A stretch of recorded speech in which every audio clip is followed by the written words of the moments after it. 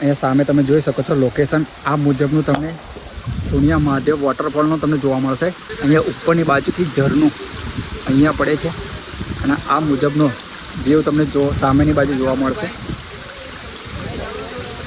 આ તમે જોઈ શકો છો પથ્થર અને બીચોબીચ આ તમને એક સુંદર મજાનું ઝરણું જોવા મળશે.